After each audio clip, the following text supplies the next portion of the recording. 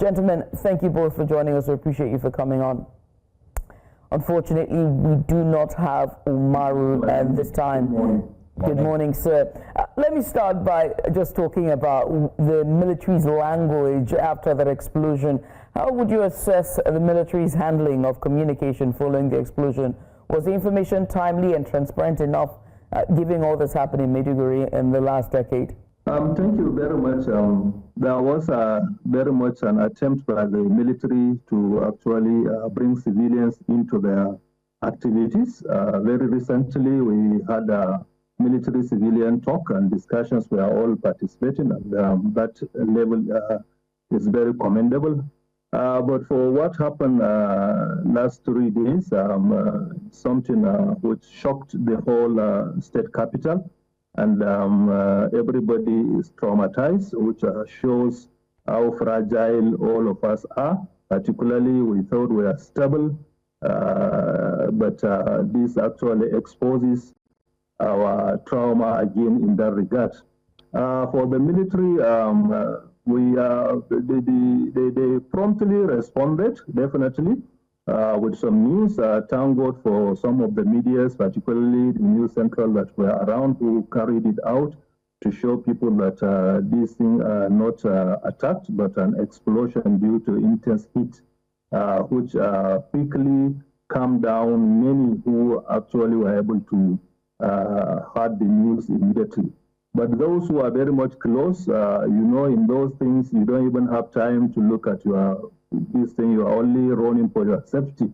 So many people actually run, and they were traumatized, and they were very much displaced before, maybe after about an hour, 2 or 3 hours before they got to know the real issue, and then calm down in that respect.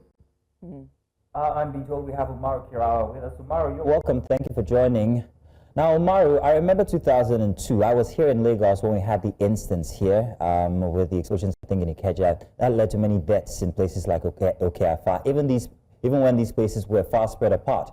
Now, I'm wondering what it was like in Maiduguri when these explosions were happening. If you could give us detailed accounts, a detailed experience of what it might have been like for residents of Maiduguri. Well, it was a very serious situation, taking into consideration the years of insurgency and, of course, threat to life and, of course, safety. Borno went through a very difficult time, and coupled with the insurgency, the resurgence of the attacks, in which even the state governor, who is the chief security officer of the state, has made pronouncement during the visit of the security chiefs and even ministers. It's a very worrisome situation because people thought it was an attack initially, but the speedy spread of information with regard to informing the public that this is not an attack, it was an explosion of military equipment at the Giwa Barracks, really helped in terms of stemming the tides of the fear in which people have been engrossed with. But by and large, people got it very scary. The explosions came at the wrong time when people were largely expecting it was the terrorists who tried to infiltrate into the city center, which many people could not believe. But it was smooth sailing for now because everybody is going about their normal day-to-day activities. But one thing remains, the question of investigating the situation, what really caused, although the military were very clear in terms of saying that it was the excessive heat, but really much more investigation really need to go. That is what civil society organizations and, of course, the executive director of the Network of Civil Society is here with us. They issued a press statement with regard to the need on thorough investigation so that such kind of calamity will not be witnessed, so that it will not cause mayhem. A lot of people could have died. A lot of people could have died because of maybe high blood pressure, maybe running into some terrible areas and maybe having accidents and so on and so forth. And as such, really there is the need for research even the call on the relocation of the military barrack has been a major cause of discussion, even on the social media, on Facebook, on X, and so many other platforms in which people are saying that there is the need to relocate this military barrack from the residential areas, even if there are equipment that will maintain the temperature. Keeping equipment like this of this magnitude is inimical to peace, is inimical to progress, and it will cause mayhem and tension anytime maybe somebody would just create a problem with one shot of the location. Umaru, interesting. You've touched on so many things. Use of social media as a means of getting the information. So I'm going to come back and ask that. But critically, the question on my mind is the heat that is being blamed or that is being held responsible for the ammunitions going off. How hot is it in Maiduguri? Is it the hottest it's ever been in Maiduguri? Well, the weather is very hot in Maiduguri, but you know, when people battle with even using their technology, some phones overheat, some laptops overheat, and so on and so forth. But be that as it may, the issue of explosive exploding, I mean, maybe the heat was too much and then it's, there is no way to, I don't know. I think proper research really needs to be done to look into this situation. But really, realistically, the heat in Maiduguri is something else. People are going through very difficult time because of the weather, and it's unconnected to the issue of climate change and so on and so forth, which many don't really believe, but it's really true.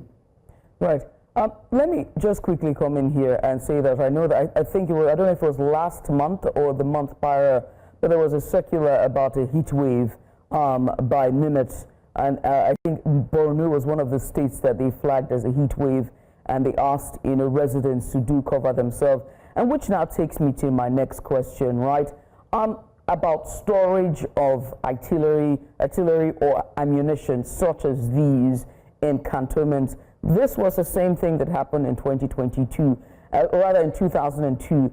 And by then, you would think that the military must have learned when it comes to safety practices, especially on ammunitions like this. And so it begs to ask the question about, you know, maintenance checks. Are they maintenance checks? Are they facility checks? And the lifespan of this artillery and ammunitions that are being stored, Mr. Baluma, if you will. Yes, I think you are right, actually. In Nigeria, we need to actually, two things are key for us. One is for us, anything happens, we look at it, and if it passes, we think it will not going to happen again. So we actually don't learn any lesson from our past.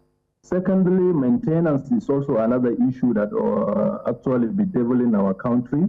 You can see things that were produced or done in so many years due to negligence, due to lack of maintenance, it becomes a sore to the country. We have seen that in the refineries, in many things, Ajakuta and what have you. So equally, this is a very unfortunate situation. We thought the military might have learned from the 2002 incidents in Lagos, but now we are here, it's reoccurring, which is very, very unfortunate. That's why the civil society organization and some other like-minded people are calling for the prop of these incidents, not to blame anyone, but factually to some extent to find out exactly how this thing happens.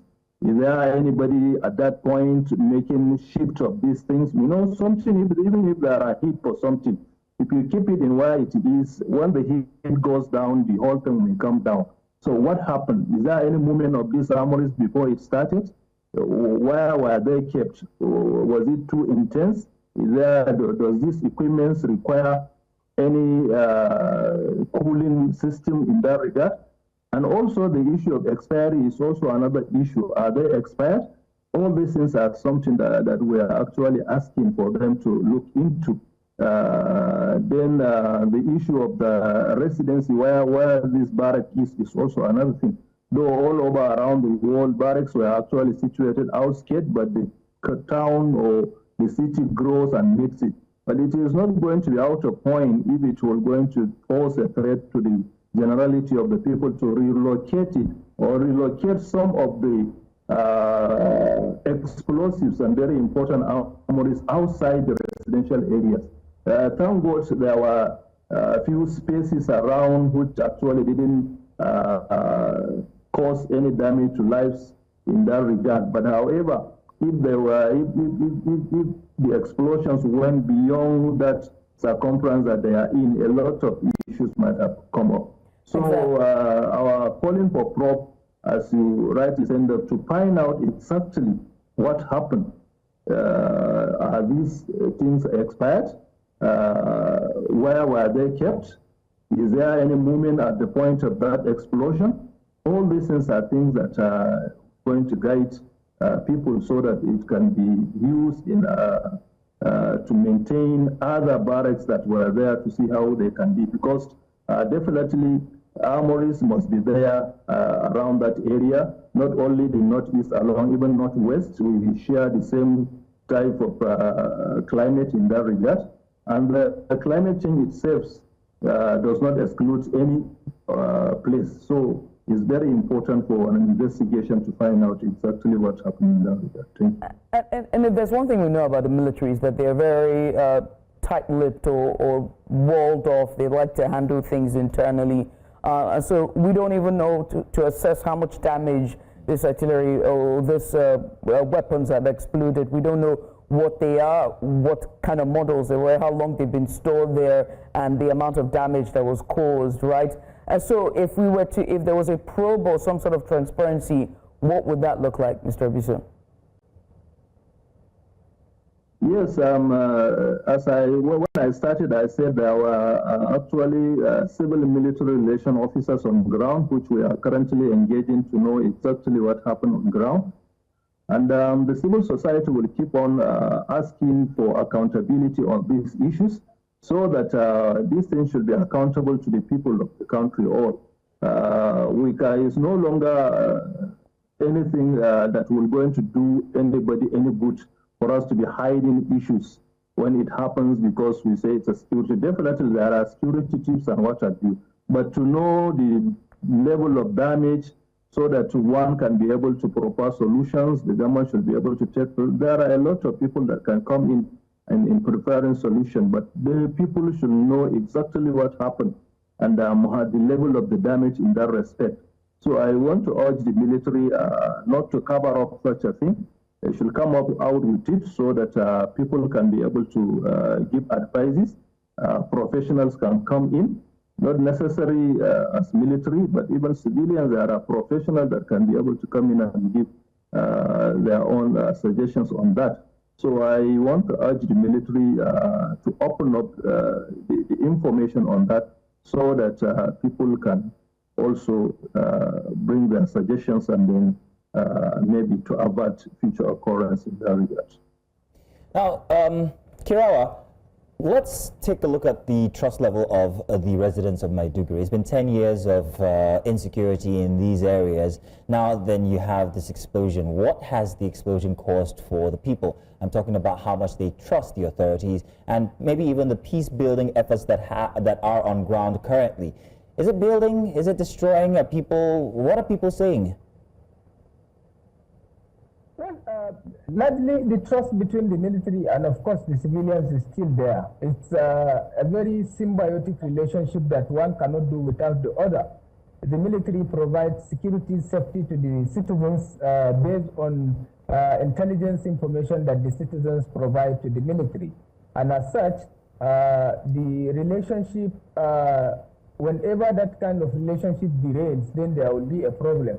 But looking at what is really happening in Maiduguri with regard to the explosion and of course the issue of trust, there is no any issue of trust because the information managers of the military were really able to contain the situation by issuing statements instantly to inform the people that this is really what is happening, that people should not be scared, people should not think that it is an attack. It was an unfortunate explosion of explosive devices at the barracks.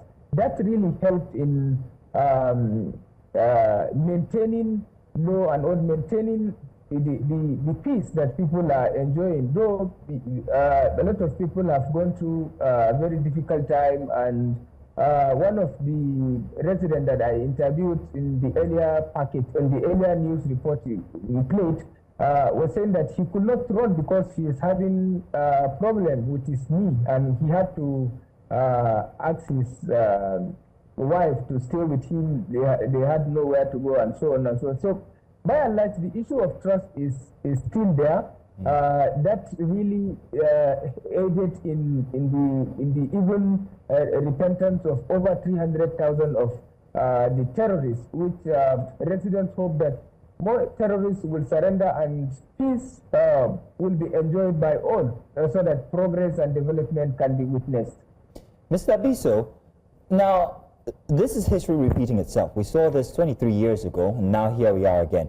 You talked about the fact that these infrastructure are within sight of residential areas, and this has been a problem. This was noted in 2002. However, not much has been done since then to relocate these facilities. So the question is, what are civil society groups doing to help push this urgent need to have these kinds of ammunitions far away from where residents are?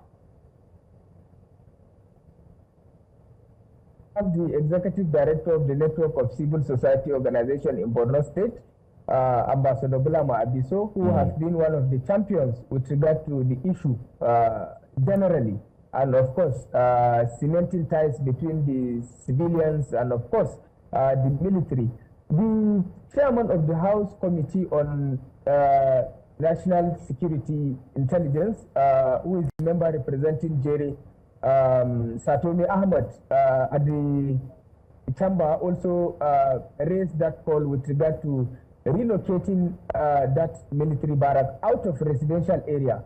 But you know, it's something that maybe it needs time. The military maybe needs time with regard to addressing such issue. And Kirawa, I hear you there.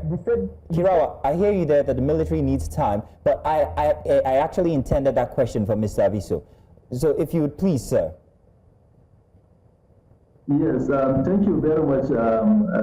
This is one thing that part of our communique also requesting that the military should be relocating. Though, as I said earlier, no matter how you relocate, maybe after 50 years, you can see the town grows and then meet the barracks. But however, it is very strategic to put it in the strategic planning that military should not be within the residential areas. Even if there are aggression from either within or outside, the military barracks are the first target.